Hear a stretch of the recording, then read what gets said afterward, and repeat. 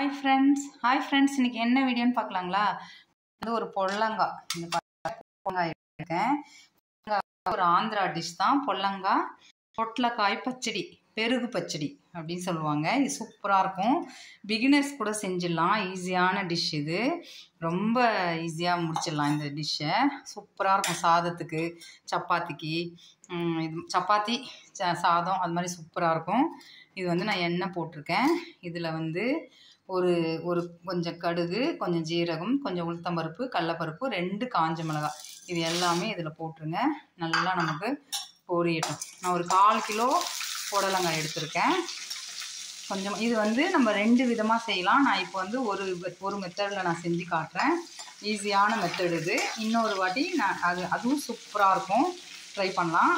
இது வந்து இப்போ இது நல்லா பொரிஞ்சு வரட்டும். நமக்கு பொரிஞ்சு வந்ததும் காய் போட்டுடலாம். 1/4 கிலோ இது நம்ம தோல் மேலே எடுத்துட்டு உள்ள எடுத்துட்டு இந்த மாதிரி டீஸாக கட் பண்ணிவிடுங்க. அப்போ தான் சூப்பராக இருக்கும். இது பாருங்கள்.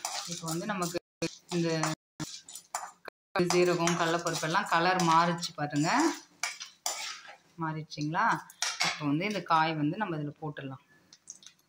கொஞ்சம் வெடிக்கணும். இன்னும் கொஞ்சம் கடுகு வெடிக்குது. கடுகு வெடிச்சிச்சிங்க ஃப்ரெண்ட்ஸ். இப்போ காய் எல்லாத்தையும் சேர்த்துடலாம். சேர்த்துட்டு இது நல்லா கிளறி விடுங்க.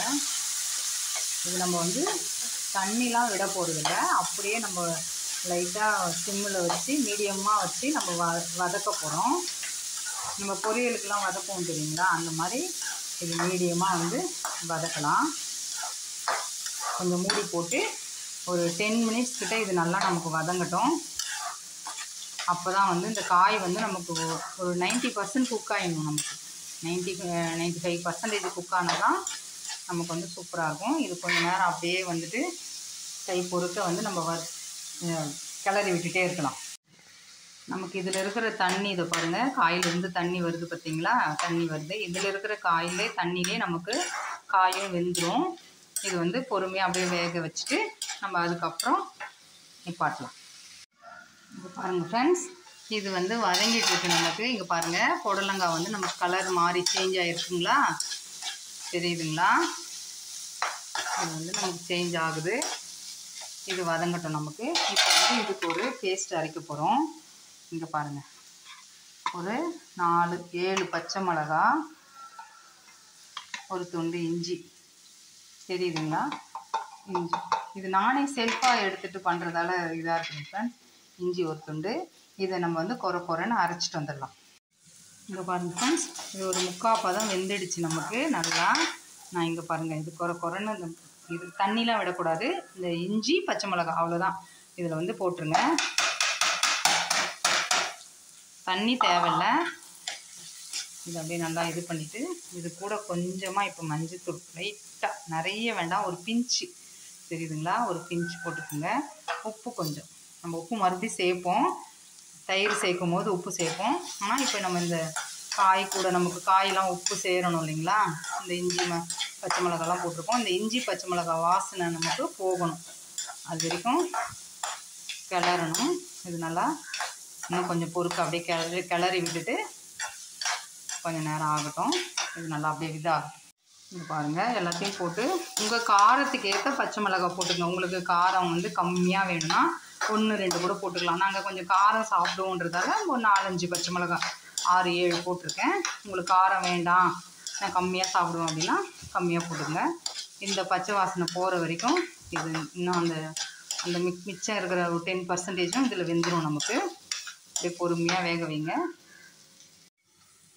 இப்போ பாருங்கள் ஃப்ரெண்ட்ஸ், கம்ப்ளீட்டாக வந்து நமக்கு காயே நிறைய போட்டோம். எப்படி நமக்கு சுருண்டு வந்துடுச்சு பார்த்தீங்களா? இந்த பச்சை வாசனை இது எல்லாமே போயிடுச்சு. மிளகாய் போட்டது, இஞ்சி போட்டது எல்லாமே, இந்த மஞ்சத்தூள் எல்லாம் போட்டோம் பார்த்தீங்களா? எல்லாம் போயிடுச்சு. இப்போ என்ன பண்ணணும், நம்ம ஸ்டவ் ஆஃப் பண்ணிவிட்டு இதை வந்து ஃபுல்லாக அப்படியே ஆற விடணும். ரொம்ப அப்படியே ஜில்லுன்னு ஆயிடணும். அந்த அளவுக்கு நம்ம ஆற விடணும். இது வந்து அவ்வளோதான். காய் நல்லா வெந்துடுச்சு நமக்கு. இங்கே பாருங்கள், இது அப்படியே தெரியுதுங்களா? காய் வெந்துடுச்சு. இது அப்படியே நமக்கு ஜில்லுன்னு ஆகட்டும். அதுக்கப்புறம் இன்னும் ஒரு ப்ராசஸ் இருக்குது. இங்கே பாருங்கள் ஃப்ரெண்ட்ஸ், நான் ஒரு 500 கிராம் தயிர் எடுத்திருக்கேன். எடுத்து ஒரு விஸ்க் வச்சு நல்லா இப்படி விஸ்கில் வந்து நல்லா இது பண்ணிவிடுங்க. நல்லா இது பண்ணதுக்கப்புறம் இங்கே பாருங்கள், இந்த காய் நம்ம செஞ்சு வச்சுருக்கோம் இல்லைங்களா? இது வந்து இதில் போட்டுடலாம்.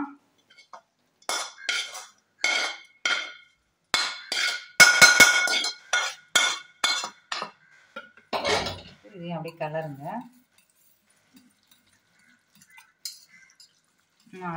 உங்களுக்கு வேணால் தயிர் இன்னும் அதிகமாக வேணுன்னா கூட எடுத்துக்கலாம்.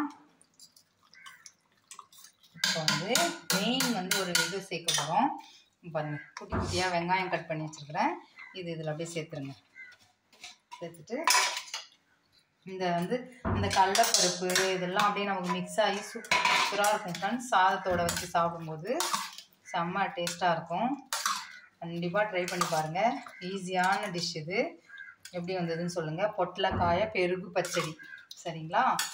இது இன்னொரு வெர்ஷன் கூட செய்யலாம். நான் அதை இன்னொரு வாட்டி செஞ்சு காட்டுறேன். ட்ரை பண்ணி பாருங்கள். சாதத்தோடு வச்சு சாப்பிடுங்க. செம்ம டேஸ்ட்டாக இருக்கும். லைக் பண்ணுங்கள், ஷேர் பண்ணுங்கள், சப்ஸ்கிரைப் பண்ணுங்கள். நெக்ஸ்ட் வீடியோவில் பார்க்கலாம். பாய்.